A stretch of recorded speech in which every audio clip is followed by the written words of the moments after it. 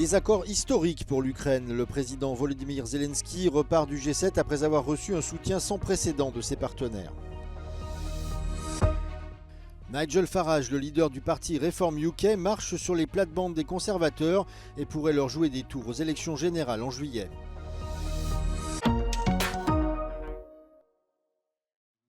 De très bonnes nouvelles au G7 pour Volodymyr Zelensky. Ce dernier a remercié tous les participants d'avoir dans un premier temps gelé les avoirs russes depuis l'invasion de l'Ukraine par Moscou il y a un peu plus de 2 ans et s'est félicité du consensus obtenu à l'issue de la réunion ce jeudi. Cet accord a ouvert la voie à un programme de prêt de 46 milliards d'euros pour Kiev, financé par les intérêts perçus sur ces avoirs gelés de la Banque centrale russe. Une décision qui a mis en colère le Kremlin. Les détails sont encore en cours de finalisation, mais ces fonds pourraient parvenir à Kiev avant la fin de l'année. Головний результат для нас буде більше ППО для наших міст. Петріоти – це вже фактично українське слово.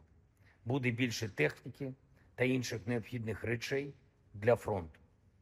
Вирішено і щодо використання російських активів на користь України і є перший вагомий крок «сімки» щодо 50 мільярдів доларів.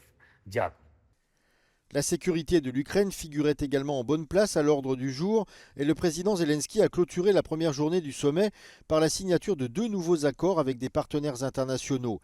Il a signé avec le président américain Joe Biden un accord de sécurité décennal que les 2 parties ont salué comme une étape importante. With regard to the plan, that is a plan in process now. We're discussing with our Ukrainian friends exactly what it would be. We have a lot of movement toward that. We know the outlines of it. We have not done the detail of it all. But we know what Ukraine is capable of doing when given the material to defend themselves. Le président ukrainien a également signé un accord de sécurité de 10 ans avec le Premier ministre japonais Fumio Kishida. Cet accord prévoit que le Japon verse un peu plus de 4 milliards d'euros à l'Ukraine cette année pour financer la sécurité, la défense et l'aide humanitaire. Volodymyr Zelensky a qualifié d'historique cet accord, le premier que l'Ukraine ait signé avec un pays non membre de l'OTAN. Et alors qu'on se réjouissait de tous ces accords, non loin de là, à Brindisi, le groupe No G7 a organisé un rassemblement anti-guerre pour protester contre le sommet. Pendant que les dirigeants du G7 se rendaient à un somptueux dîner d'État, des manifestants ont organisé ce qu'ils ont appelé le dîner des pauvres. Ces prothèses ont été installées à Berlin, devant le lieu où s'est tenue la conférence pour la reconstruction de l'Ukraine. Le conflit a fait des milliers de morts et de blessés. Et après 2 ans de bombardement, les travaux de réparation des infrastructures s'annoncent compliqués.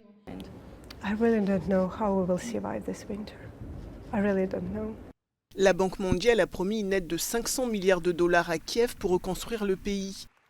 Pour l'ONU, ce conflit a complètement bouleversé la vie des Ukrainiens. This is one of the largest movements of people as a result of conflict we have seen since 1945. That human toll is not only growing in terms of the number of people, but with every day that the war continues, their suffering, their trauma becomes deeper.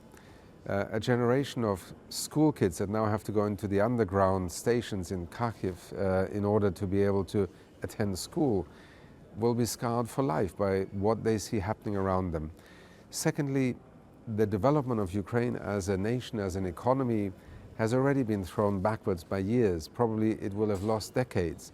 Trying to regain that momentum and being able to also have people in Ukraine and those who have fled have a sense of hope. We're already seeing benefits of an integrated Ukraine into Europe through the energy sector. Already during the war, they did something remarkable early on, which was to interconnect the network so that exports and imports could start flowing. And that has really helped Ukraine because it's needed to import, especially now with the incredible detrimental damages that have happened to its energy sector. Volodymyr Zelensky est attendu en Suisse où va se tenir une conférence pour la paix en Ukraine. Whilst this year's Ukraine Recovery Conference has been heralded as a success with more than 100 agreements being signed, all eyes will now be on the Swiss Peace Summit this weekend and exactly who will still be attending. Liv Stroud in Berlin for Euronews. Détenu depuis plus d'1 an, Evan Gershkovitch sera bientôt jugé en Russie. Ce jeudi, le parquet russe a annoncé que son procès se tiendra dans un tribunal d'Ekaterinbourg, dans l'ouest du pays. Le correspondant du Wall Street Journal est accusé d'espionnage pour le compte de la CIA. Interpellé lors d'un reportage dans l'Oural fin mars 2023, il est soupçonné d'avoir collecté des informations secrètes sur une usine de chars pour l'agence de renseignement américaine. Des accusations rejetées par Evan Gershkovich. Son entourage dénonce une affaire montée de toutes pièces. Côté diplomatique, Vladimir Poutine avait déclaré il y a quelques jours que des discussions étaient en cours avec les États-Unis pour un échange de prisonniers qui permettrait la libération du journaliste américain. La Cour européenne de justice condamne la Hongrie à une lourde amende pour violation inédite exceptionnellement grave du droit de l'Union en matière de politique d'asile. Les juges fixent une somme forfaitaire de 200 millions d'euros et une astreinte d'1 million d'euros par jour de retard pour ne pas avoir exécuté un arrêt de 2020. La Cour avait estimé il y a 4 ans que les règles hongroises en matière d'asile étaient contraires au droit européen car elles limitaient l'accès à la protection internationale et que les autorités plaçaient les migrants en détention illégale. Les juges précisent que Budapest aurait dû tenir compte de cette décision. Or, selon un avocat spécialiste en droit international, le gouvernement hongrois a fait la sourde oreille.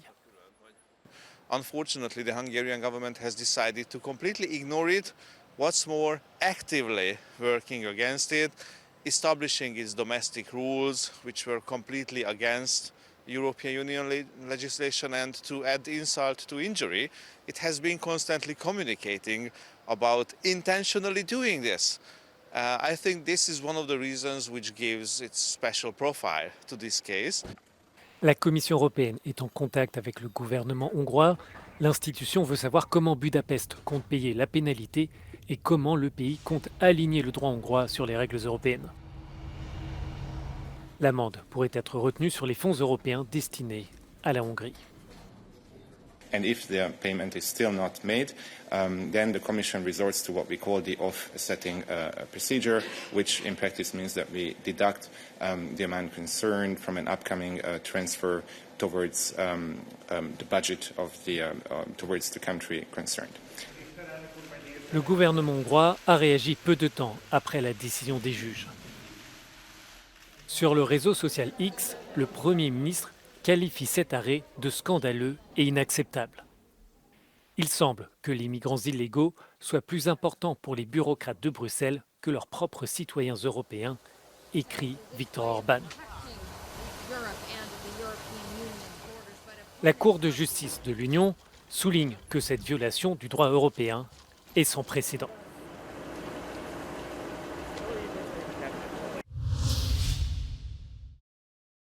La garde civile espagnole dit avoir démantelé l'un des plus grands réseaux de contrebande de cocaïne d'Europe.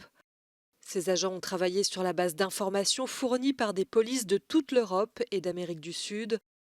Ils ont lancé une opération mercredi, saisi des maisons et de l'argent et arrêté plusieurs personnes. Selon Europol, ce réseau est à l'origine d'un trafic de plusieurs tonnes de cocaïne entre l'Amérique du Sud et l'Union européenne. Il exploitait des plaques tournantes en Afrique de l'Ouest et dans les Canaries.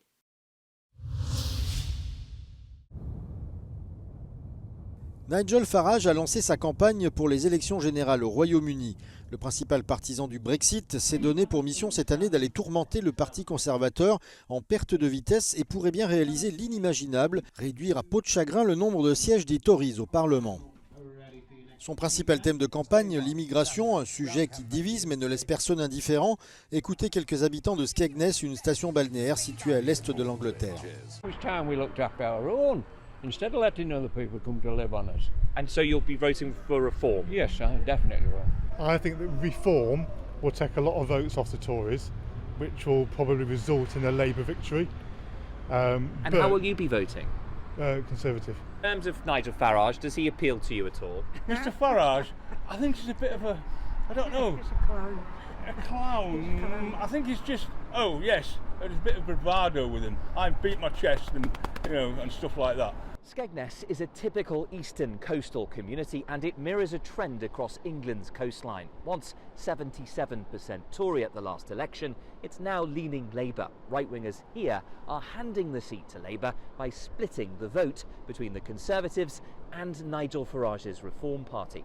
The most recent poll shows Labour at 45%, the Tories at 22% and Reform at 13%. So is this likely to push the Conservative Party further right beyond the general election? L'avenir pourrait reposer sur la réussite de l'économie britannique sous un gouvernement travailliste désormais très probable. When economies don't do very well, it becomes really tempting to make lump sum blame or to find a scapegoat. Le docteur Véronica Lamarche est psychologue dans le même comté où Nigel Farage se présente pour devenir député. I think Nigel Farage can present a really simplistic picture of what the future of Britain could look like. Fundamental to Reform's ideology, people coming into the UK and blaming them for all of the troubles that we see in the country at the moment. Red Doctor's Orders number 9. Grâce aux nombreuses voix que pourrait siphonner Nigel Farage au parti du Premier ministre Rishi Sunak, les travaillistes emmenés par Keir Starmer obtiendront probablement une énorme majorité au début du mois de juillet. La réaction du Parti conservateur est une chose que Nigel Farage est probablement déjà en train de savourer.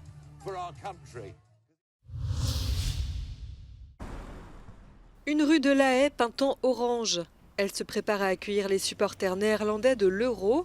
Premier match ce soir entre l'Écosse et l'Allemagne. Pour les fans de football, la fête va durer un mois.